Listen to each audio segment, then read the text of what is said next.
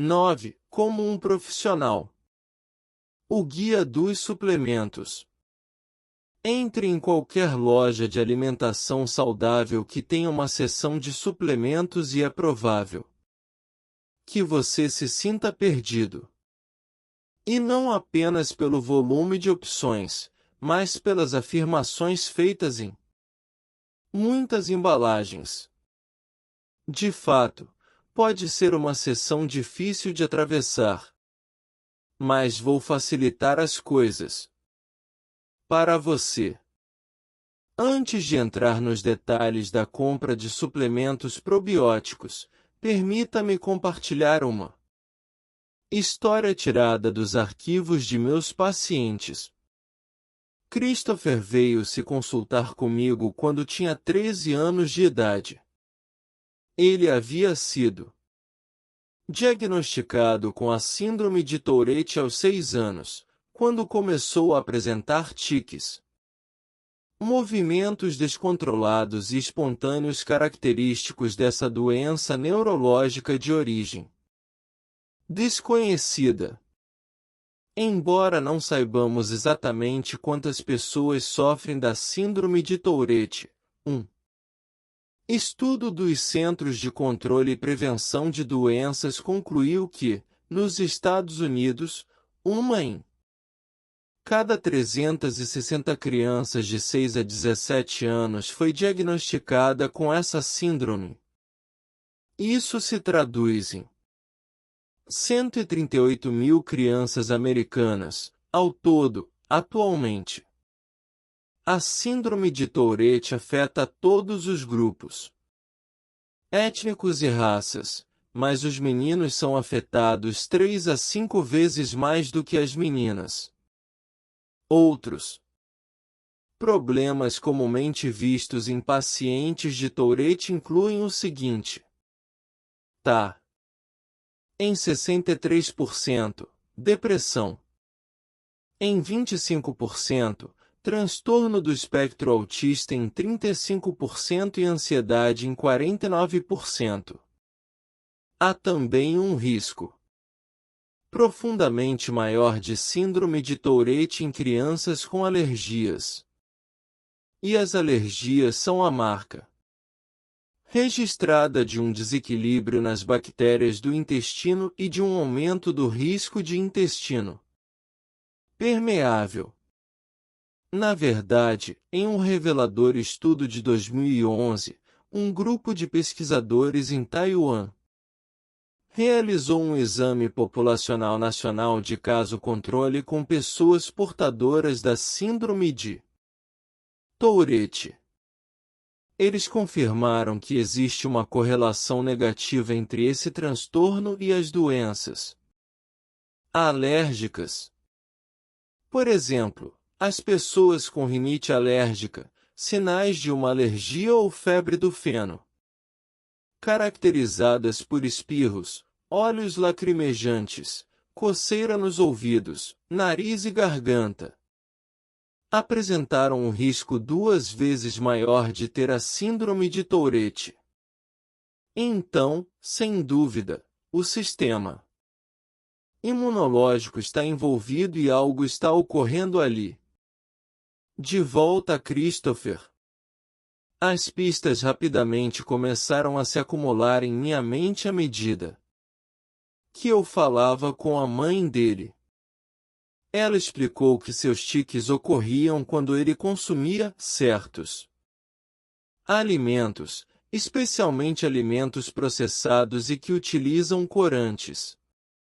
De início, foram feitas mudanças alimentares específicas que podem, de fato, ter sido relativamente úteis, mas ainda assim, sua situação piorou. E ainda que ele tenha nascido de parto vaginal, a termo, e tenha sido amamentado no peito durante o primeiro ano de vida, ele recebeu um agressivo tratamento com antibióticos contra uma pneumonia quando tinha 3 anos de idade. Depois, aos 5 anos, contraiu uma infecção de garganta por estreptococos que também exigiu antibióticos. No ano seguinte, ele novamente tomou antibióticos para uma cirurgia dentária. Esses eventos representavam, claramente, ataques significativos à microbiota intestinal de Christopher. Quando o examinei, ele estava na 8ª série e não estava tomando nenhuma medicação. Embora tivesse sido excelente aluno, segundo a mãe, suas notas vinham declinando nos últimos tempos. Os exames de Christopher deram, na maior parte, resultado normal, exceto pelos tiques evidentes e frequentes, sob a forma de espasmos incontroláveis do pescoço e da cabeça. Seus músculos abdominais se contraíam de uma maneira que contorcia seu tronco, e também notei contorções faciais. Embora as pessoas com síndrome de Tourette muitas vezes apresentem vocalizações, sons vocais descontrolados e expressões repetitivas, Christopher não parecia ter esse problema. De todas as pistas para o diagnóstico de Christopher, o que acendeu a luz divina sobre mim foi sua infecção estreptocócica anos antes. A literatura médica está repleta de estudos que mostram uma correlação entre infecções estreptocócicas anteriores e a síndrome de Tourette. Muitas dessas crianças também sofrem de transtorno obsessivo-compulsivo. Na literatura, o fenômeno é chamado de PANDAS, sigla em inglês de transtornos pediátricos autoimunes neuropsiquiátricos associados a infecções estreptocócicas. O termo é usado para descrever as crianças que têm esses transtornos, cujos sintomas pioram depois de infecções por estreptococos, como infecções da garganta e escarlatina. Não fiquei surpreso ao constatar que seu exame de sangue voltou do laboratório, acusando anticorpos elevados para estreptococos. Um nível normal estaria na faixa de 80 a 150 unidades, o de Christopher deu 223. Grande parte da pesquisa sobre síndrome de Tourette nos dias de hoje enfatiza o papel dessa bactéria específica. A propósito, os anticorpos para estreptococos também são encontrados em níveis mais elevados nas crianças com TA. Mas, como os estreptococos são uma bactéria comum, que nos infecta sem efeitos colaterais de longo prazo, uma vez que o sistema imunológico cuida dela, a pergunta se impõe: o que ocorre no sistema imunológico de um paciente de Tourette para permitir que essa bactéria se torne um problema? Parece que, em algumas pessoas, ocorre uma falha na resposta imune a esse organismo.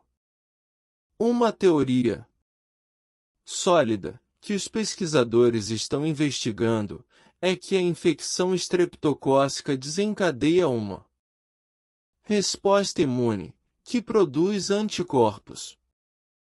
Estes atacam não apenas os estreptococos.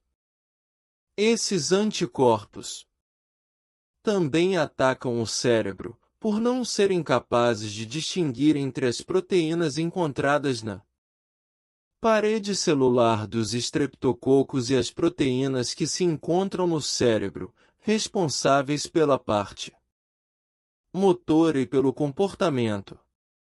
Essa reação situa a síndrome de Tourette na categoria de transtorno autoimune.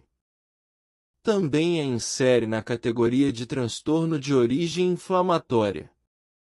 Os estudos que investigam essa relação também chamaram a atenção para o fato de que as citocinas, moléculas que sinalizam os processos inflamatórios, aumentam a ativação do sistema de resposta ao estresse no corpo, o que resulta em aumento dos níveis de cortisol. E o cortisol aumenta a permeabilidade do intestino, que estimula o sistema imunológico de forma adversa e leva a uma maior produção de citocinas. Esta, por sua vez, pode afetar o cérebro e desencadear os sintomas da síndrome de Tourette. Além disso, os pesquisadores constataram uma maior incidência da síndrome naqueles que sofreram estresse psicossocial, circunstâncias que também resultam em aumento da produção de cortisol. Em relação a Christopher, eu sabia que no cerne de seus desafios estava um intestino disfuncional. Discuti com a mãe dele alternativas de tratamento. A medicina convencional optaria por medicá-lo com drogas potencialmente perigosas, incluindo antibióticos e antidepressivos, dependendo dos sintomas individuais e da gravidade do transtorno. Ela não queria adotar essa via com o filho, e certamente ficou contente de saber que eu estava do lado dela nessa decisão. Não tardei a me surpreender mergulhado numa discussão sobre a flora intestinal, explicando tanto a Christopher quanto a sua mãe que era muito provável que o histórico médico de Christopher houvesse causado um grande estrago à saúde e ao funcionamento de seu microbioma. Passamos muito tempo conversando sobre a exposição significativa dele aos antibióticos e como isso pode ter mudado seu sistema imunológico. E tivemos essa discussão no contexto da síndrome de Tourette como uma doença autoimune, ideia sustentada por estudos respeitados. Christopher e a mãe estavam desesperados. Àquela altura ele já estava sendo escanteado na escola e assediado pelos colegas. A mãe, em lágrimas, ficou arrasada com o que estava acontecendo com o filho, bem na hora em que ele estava entrando na adolescência. Recomendei a Christopher e à mãe que, em vez de tomar os probióticos por via oral, eles cogitassem usar um enema, Clister, de farmácia simples, enriquecido com 6 cápsulas de um suplemento probiótico. Devo reconhecer meu espanto quando nem Christopher nem a mãe demonstraram qualquer surpresa com a minha recomendação. Na verdade, eles pareceram encarar bem a ideia e estar ansiosos para seguir em frente. Depois da consulta, foram direto à farmácia local comprar o enema e puseram em prática o plano. Na manhã seguinte, meu consultório recebeu um telefonema da mãe de Christopher. O recado era tão importante que minha equipe sentiu necessidade de interromper a consulta com outro paciente. Prendi a respiração por um momento antes de atender o telefone. Ela me disse que o enema tinha sido ministrado e que em questão de horas, o corpo dele ficou mais calmo. Ela imediatamente me perguntou quando poderiam repetir o procedimento e se poderiam aumentar a dosagem. Eu dei meu OK, e ela começou a ministrar 1,2 bilhão de unidades de probióticos diárias. Com o enema. Os sintomas de Tourette em Christopher praticamente desapareceram. Conto essa história não para propor uma cura para a doença, pois cada caso é diferente do outro, mas para ilustrar o papel fundamental das bactérias intestinais e as relações complexas entre um transtorno cerebral misterioso, nesse caso, a síndrome de Tourette, e o sistema imunológico. O fato de Christopher ter produzido anticorpos contra uma bactéria que o infectara muito tempo antes, e que seu sistema imunológico deve ter atacado com êxito na época, era uma clara indicação de que seu sistema imunológico estava variando de maneira anormal e que isso também estava provocando processos inflamatórios. Esses fatos, somados ao histórico de Christopher com antibióticos, fizeram com que a escolha da terapia não exigisse muita massa cinzenta, com o perdão do trocadilho. Louis Pasteur é o autor de uma frase famosa: "A sorte favorece a mente preparada." Suspeito que a melhora e o excepcional desfecho do caso de Christopher poderiam ser considerados sorte, mas, de minha parte, fico contente por ter tido a mente preparada para recolocá-lo no rumo da saúde.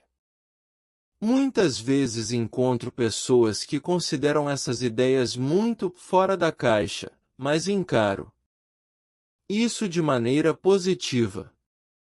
Explico que a verdadeira missão não é manter fora da caixa o pensamento e a ação, e sim aumentar a caixa para que essas ideias se tornem mais amplamente aceitas e beneficiem muito mais pessoas, para as quais nosso padrão de saúde não está dando certo. Probióticos, 5 espécies cruciais. O número de probióticos disponíveis hoje pode parecer avassalador. Esse setor não existia em meus tempos de faculdade de medicina e durante as primeiras décadas da minha carreira. Agora, o número de combinações diferentes disponíveis em lojas de alimentos saudáveis, ou a adição a diversos alimentos, não para de crescer. São milhares as diferentes espécies de bactérias que compõem o microbioma humano.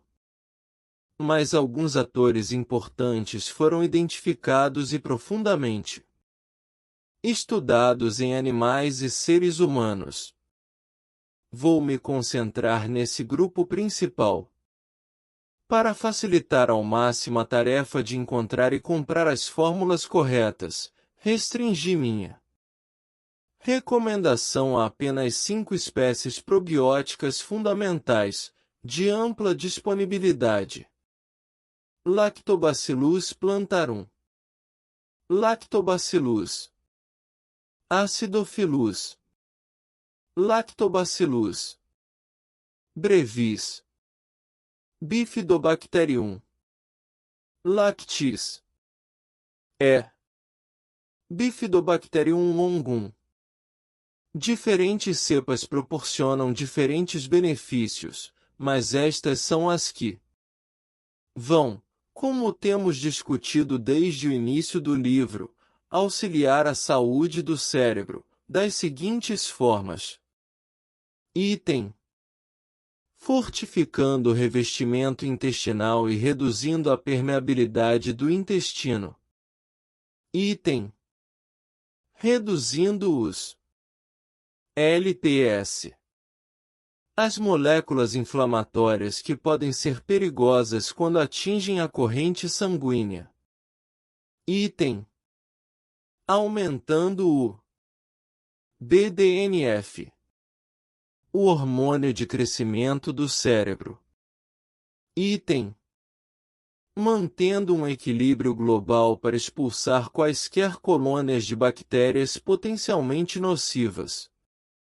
Embora se discuta se determinadas preparações permitem ou não que os organismos permaneçam viáveis quando tomadas por via oral, acredito que os probióticos orais possam efetuar mudanças significativas na flora intestinal.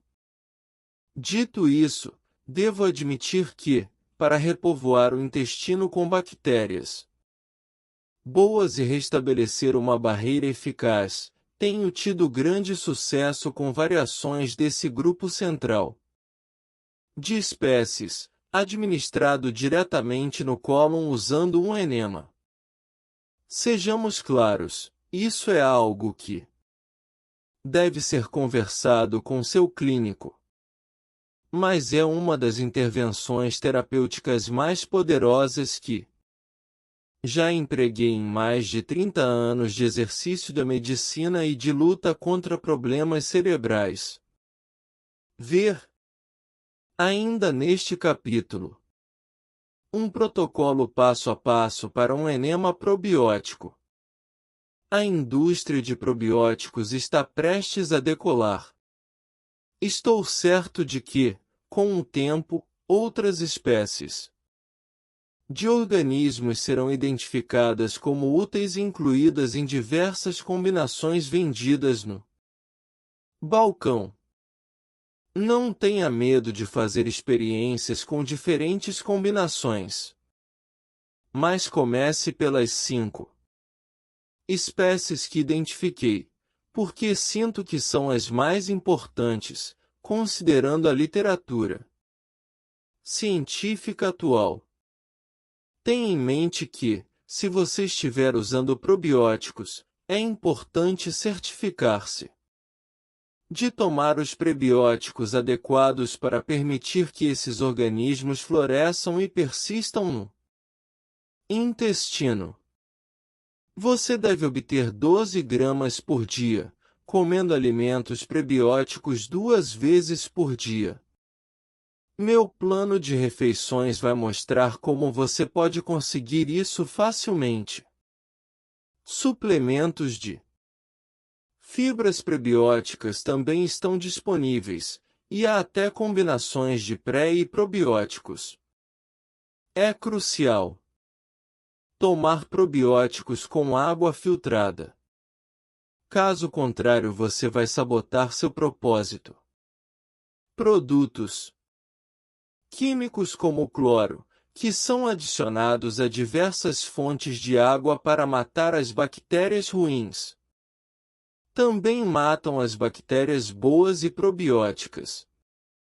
Para encontrar os probióticos de mais qualidade, vá a uma loja conhecida por sua seção de suplementos naturais e fale com a pessoa mais familiarizada com o leque de marcas da loja, e que pode oferecer uma opinião imparcial. Os probióticos não são regulados pela FDA. E você não vai querer comprar uma marca cuja descrição na embalagem não coincide com os ingredientes reais. Os preços também podem variar muito. O vendedor pode ajudá-lo a se orientar em meio a toda a nomenclatura, já que algumas dessas cepas específicas são vendidas sob diferentes nomes. A maioria dos produtos contém várias cepas, e estimulo meus pacientes a procurar suplementos com a indicação hipoalergênico e contendo pelo menos as seguintes espécies.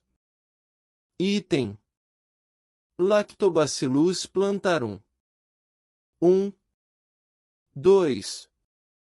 Encontrado no quinte, no chucrute e em outros vegetais cultivados, esse bichinho é uma das bactérias mais benéficas para o seu corpo.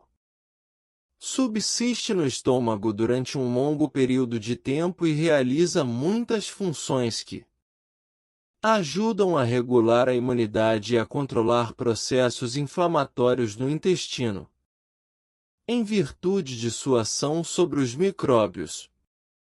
Patogênicos. Ajuda a prevenir doenças e mantém o equilíbrio certo da flora intestinal para evitar o crescimento de colônias nocivas. Também ajuda a fortalecer o revestimento do intestino, afastando potenciais invasores que possam comprometer a parede intestinal e esgueirar-se para a corrente sanguínea. Na verdade, o impacto benéfico do L-Plantarum no revestimento do intestino é, talvez, seu atributo mais importante, pois reduz a permeabilidade intestinal, reduzindo assim os riscos associados a um intestino permeável. Entre eles, um aumento do risco de praticamente todos os transtornos cerebrais. Além disso, o L-Plantarum pode digerir proteínas rapidamente. Isso tem o efeito final de prevenir alergias alimentares e até mesmo tratar essas alergias quando elas surgem.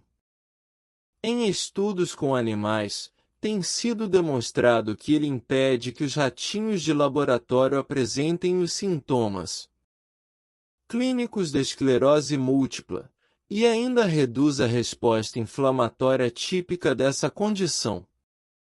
Finalmente, o L-Plantarum tem uma incrível capacidade de absorver e manter os níveis de nutrientes importantes, como os ácidos graxos ômega 3, amigos do cérebro, as vitaminas e os antioxidantes. Todas essas ações tornam o L-Plantarum essencial para combater infecções, controlando as inflamações e as bactérias patogênicas. Item: Lactobacillus acidophilus. 3. O. L. acidophilus é o queridinho dos produtos lácteos fermentados, entre os quais o iogurte. Ele ajuda o sistema imunológico, mantendo o equilíbrio das bactérias boas contra as ruins. Nas mulheres, ajuda a conter o crescimento da Candida albicans, um fungo que pode causar infecções. O.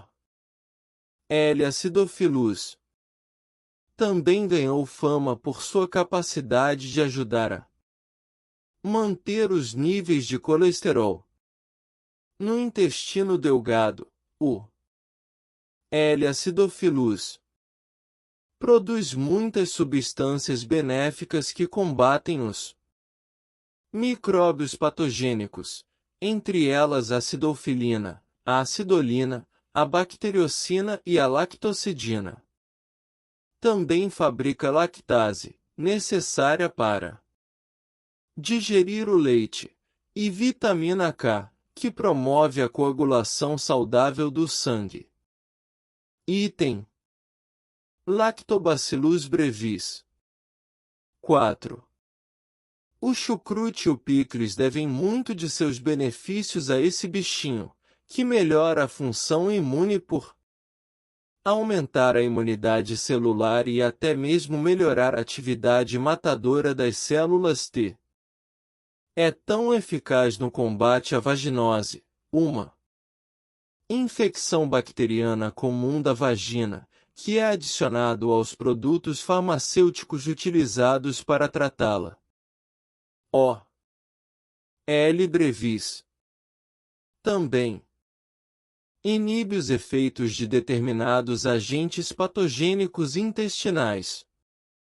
E, talvez o melhor de tudo, constatou-se que aumenta os níveis do hormônio estrela do crescimento do cérebro, o BDNF. 5. Item: Bifidobacterium lactis, também chamado de B. animalis. Emoticone triste. 6. Produtos lácteos fermentados, como iogurte, contêm essa joia, que, como estudos já documentaram bem, tem um efeito poderoso na prevenção de males digestivos e no aumento da imunidade. 1. Estudo publicado em fevereiro de 2009 no Journal of Digestive Diseases concluiu que as pessoas saudáveis que consumiram um produto com esse tipo de bactéria diariamente, durante 2 semanas, relataram melhorias no conforto digestivo em relação ao grupo de controle, indivíduos que seguiram sua dieta habitual. 7. Também é conhecido por ser útil para nocautear patógenos como a salmonela, que provoca diarreia. O que é realmente fundamental em relação a esse bichinho é que tem sido demonstrado que ele aumenta a imunidade. Em 2012, o British Journal of Nutrition publicou um estudo em que indivíduos tomaram diariamente, durante 6 semanas, um suplemento probiótico contendo B-lactis, outro probiótico ou um placebo. 8. Ao cabo de 2 semanas, eles tomaram uma vacina contra a gripe, e seus níveis de anticorpos foram medidos 6 semanas depois. Aqueles que tinham tomado qualquer dos suplementos probióticos apresentaram maior aumento nos anticorpos em relação aos participantes que tomaram o placebo, demonstrando que esses probióticos podem ajudar a melhorar a função imunológica. Outros estudos vêm confirmando essa conclusão. Item: Bifidobacterium longum. 9. Apenas uma das 32 espécies que pertencem ao gênero Bifidobacterium é um dos primeiros micróbios a colonizar o corpo no instante do nascimento. Tem sido associado à melhoria da tolerância à lactose e à prevenção de diarreia, alergias alimentares e proliferação de micróbios patogênicos. Também é conhecido por ter propriedades antioxidantes, bem como a capacidade de eliminar os radicais livres. Em camundongos de laboratório, demonstrou-se que o B. longum reduz a ansiedade, como o L. acidophilus também ajuda a manter níveis saudáveis de colesterol. Em estudos com animais, demonstrou-se que o B. longum aumenta a produção de BDNF, assim como a L. brevis. E alguns estudos têm demonstrado que o B. longum pode ajudar a reduzir a incidência de câncer, suprimindo tumores cancerosos no cólon. A teoria é que, como um pH elevado no cólon cria um ambiente que pode promover o surgimento do câncer, a B. longum pode ajudar a prevenir o câncer coloretal, pela redução eficaz do pH intestinal. Experimente um enema probiótico, com a devida autorização.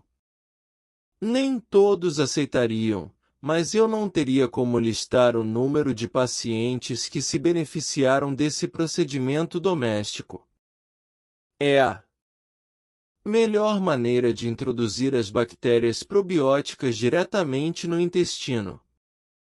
O enema, um dos remédios mais antigos do planeta e que remonta aos antigos egípcios e maias, é usado para lavar o intestino grosso através da injeção de fluido no reto. A palavra Enema quer dizer injetar em grego. O enema também é usado para administrar certas terapias medicinais diretamente no cólon. É fundamental que você obtenha autorização de seu médico antes de usar um enema, de modo a não acarretar prejuízo a si mesmo. Caso você tenha obtido o OK, eis aquilo de que você vai precisar. Item: uma bolsa de água para enema. Item: 3 a 6 cápsulas probióticas ou 8 de colher, chá, de probiótico em pó.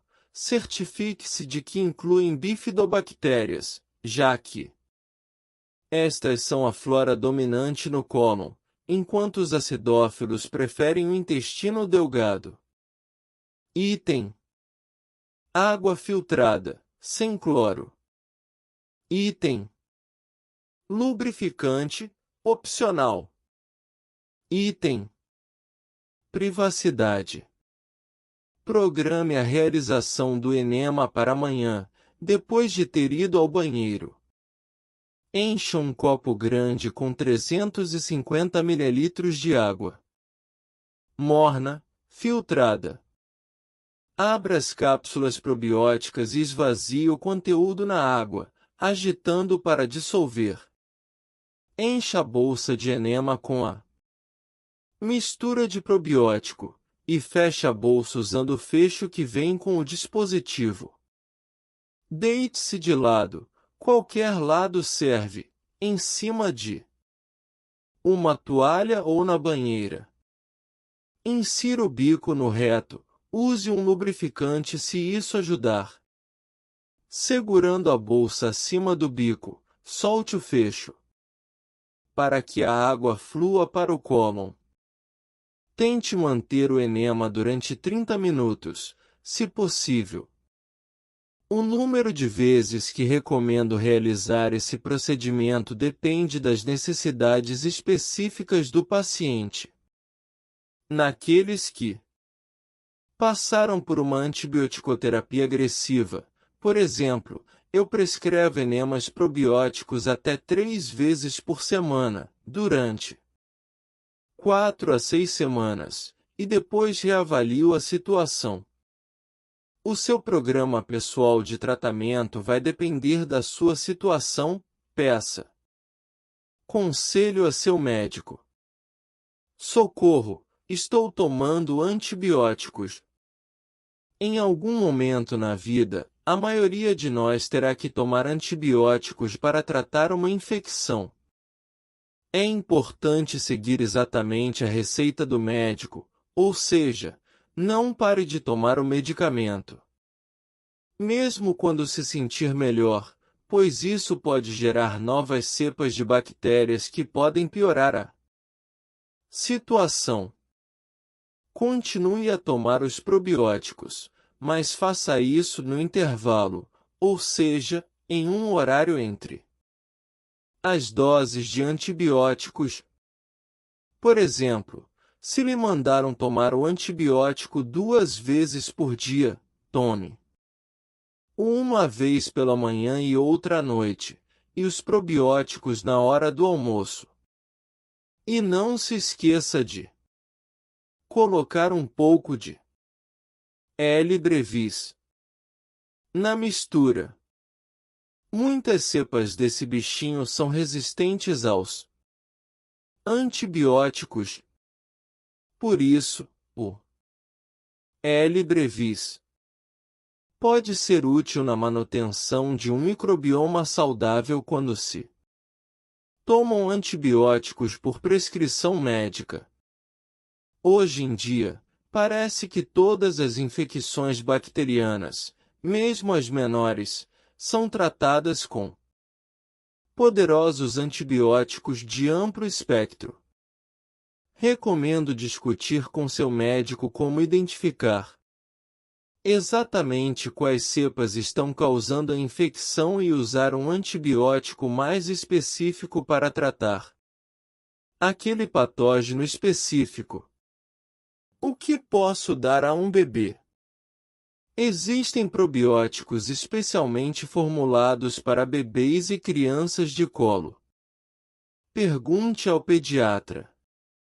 Que tipo ele ou ela recomenda, com base nas necessidades do seu filho.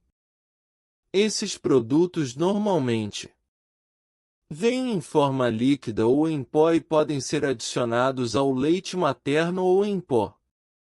Embora sejam necessárias mais pesquisas, dispomos de evidências de que probióticos para bebês podem ajudar a aliviar doenças comuns, como cólicas, diarreia, eczema e problemas intestinais gerais. Um estudo publicado na revista Pediatrics em 2007, por exemplo, descobriu que bebês com cólica que tomaram Lactobacillus reuteri apresentaram resultados em uma semana. 10. Na quarta semana, esses bebês choravam apenas 51 minutos por dia, em média, em comparação aos 145 minutos por dia nos que tomaram simeticona, ingrediente ativo de muitos remédios contra gases vendidos nas farmácias. De acordo com outro estudo da revista Pediatrics, o grupo probiótico Lactobacillus, em especial o Lactobacillus rhamnosus GG ou LGG, tem se mostrado eficaz no tratamento da diarreia infecciosa em crianças. 11. E em um estudo finlandês em andamento, publicado na Lancet, crianças cujos familiares tinham histórico de eczema ou alergia receberam LGG ou um placebo desde o período pré-natal, ou seja, as mães tomaram a dose durante a gravidez, até os 6 meses de idade. Os pesquisadores concluíram que as crianças que tomaram LGG tinham metade da probabilidade de desenvolver eczemas em relação às que tomaram o placebo. 12. Até uma criança ter idade suficiente para consumir alimentos sólidos que contenham probióticos, é bom ter esses probióticos orais à mão. Mas não deixe de discutir o assunto com o pediatra do seu filho. Outros suplementos a levar em conta. Além dos probióticos que eu recomendo, muitas vezes incentivo meus pacientes a adicionar à dieta os 5 suplementos abaixo. Todos eles ajudam a manter uma comunidade microbiana saudável e equilibrada no intestino. Muitas dessas substâncias, na verdade, devem seus benefícios ao corpo à forma como atuam em sincronia com as bactérias do intestino. Item DHA. O ácido docosahexaenoico. DHA é uma estrela no reino dos suplementos e um dos mais bem documentados queridinhos da proteção do cérebro. O DHA é um ácido graxo ômega 3, que constitui mais de 90% das gorduras ômega 3 do cérebro. Cerca de 50% do peso da membrana dos neuronídeos é de DHA, um componente-chave no tecido cardíaco. A mais rica fonte de DHA na natureza é o leite materno, o que explica por que a amamentação é sempre apontada como importante para a saúde neurológica. O DHA também é adicionado à fórmula de leite, bem como a centenas de produtos alimentares.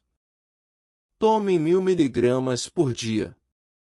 Não há risco em comprar DHA combinado ao EPA, ácido eicosapentenoico, e não importa se ele é derivado de óleo de peixe ou de algas. Item: cúrcuma, membro da família do gengibre. A cúrcuma é o tempero que dá ao curry sua cor amarela. É conhecida há muito tempo por suas propriedades anti-inflamatórias e antioxidantes, e suas aplicações na neurologia têm sido hoje em dia amplamente estudadas. Pesquisas recentes mostram que ela pode melhorar o crescimento de novas células cerebrais. Em algumas pessoas, pode até competir com os efeitos antidepressivos do Prozac. Tem sido usada há milhares de anos na medicina chinesa e indiana como um remédio natural para uma série de males. A curcumina, componente mais ativo da cúrcuma, ativa os genes que produzem uma vasta gama de antioxidantes protetores das nossas preciosas mitocôndrias. Além disso, melhora o metabolismo da glicose, o que é bom para manter um equilíbrio saudável da flora intestinal. Se você não costuma comer pratos com curry, recomendo um suplemento de 500 mg 2 vezes ao dia. Item: óleo de cocô. Esse supercombustível para o cérebro também reduz os processos inflamatórios. Por isso é reconhecido na literatura científica por prevenir e tratar doenças neurodegenerativas. Tome uma colher, chá, ou 2, puro, ou use-o ao preparar as refeições. O óleo de cocô é estável sob calor, por isso, se estiver cozinhando em altas temperaturas, prefira-o ao óleo de canola. Item: ácido alfa-lipoico. Esse ácido graxo é encontrado em todas as células do corpo, onde é necessário para produzir energia para as funções normais. Ele atravessa a barreira hematoencefálica e atua como um antioxidante poderoso no cérebro. Os cientistas o estão estudando como um tratamento potencial para derrames e outras doenças cerebrais que envolvem danos aos radicais livres, como a demência. Embora o corpo possa produzir um suprimento adequado desse ácido graxo, muitas vezes é preciso suplementá-lo, em razão de nosso estilo de vida contemporâneo e de nossa dieta inadequada. Tente tomar 300 mg diários.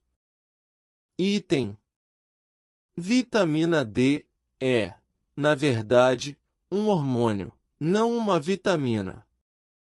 É produzida na pele com exposição aos raios ultravioleta UV do sol. Embora a maioria das pessoas a associe ao cálcio e à saúde óssea, a vitamina D tem efeitos bem mais amplos sobre o corpo e, especialmente, o cérebro. Sabe-se que existem receptores para a vitamina D ao longo de todo o sistema nervoso central, e também que ela ajuda a regular as enzimas no cérebro e no fluido cerebroespinhal, envolvidas na produção de neurotransmissores e no estímulo do crescimento nervoso. Estudos tanto em animais quanto em humanos indicam que a vitamina D protege os neurônios contra os efeitos prejudiciais dos radicais livres e reduz processos inflamatórios. E eis um fato importantíssimo: a vitamina D desempenha todas essas tarefas através da regulagem da flora intestinal. 13. Somente em 2010 se descobriu que a flora intestinal interage com nossos receptores de vitamina D, controlando-os, seja para aumentar, seja para reduzir sua atividade. Convido a fazer um teste de seus níveis de vitamina D e pedir a seu médico que o ajude a encontrar a dose ideal para você. Essa dose vai variar de uma pessoa a outra.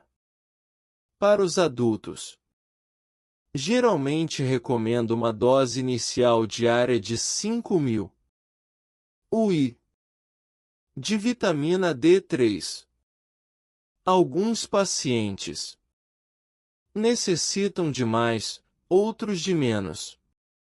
É importante pedir a seu médico que monitore seus níveis de vitamina D, até identificar uma dose que o mantenha no topo da faixa normal no exame de sangue. Minha esperança é que um dia disponhamos de mais dados para saber exatamente quais probióticos e outros suplementos tomar para tratar os problemas X, Y, Z. Em uma palestra sobre o assunto numa conferência em 2014, o Dr. R. Balfour Sartor, renomado professor de medicina, microbiologia e imunologia e diretor do Centro Multidisciplinar para Doenças Inflamatórias Intestinais da Universidade da Carolina do Norte, disse antever o dia em que bactérias criadas sinteticamente serão ministradas a pessoas com condições inflamatórias crônicas. Esses probióticos repovoariam o intestino de forma orientada, conforme a doença específica do paciente. Imagine entrar na loja local de alimentos saudáveis e encontrar nas prateleiras remédios para a obesidade, a colite ulcerativa e a depressão. Eu mal posso esperar esse dia.